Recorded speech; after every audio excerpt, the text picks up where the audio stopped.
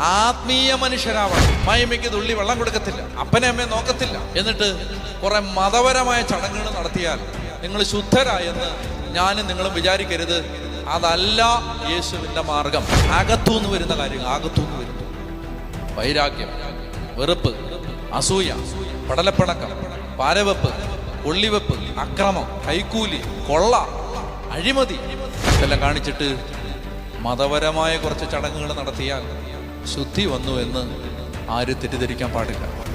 കർത്താവ് പറയുന്നത് ആത്മാവുണരണം. ആത്മാവുണർന്നാൽ ഒരു മനുഷ്യനെ ചിന്തിക്കും, ഞാൻ ഈ പള്ളിയിൽ പോകുന്ന ഞാൻ ഈ വൈരാഗ്യത്തിൽ കിടക്കാൻ പാടില്ല. പള്ളിയിൽ പോകുന്ന ഞാൻ എൻ്റെ സഹോദരനോട് വഴക്കിട്ട് ജീവിക്കാൻ പാടില്ല.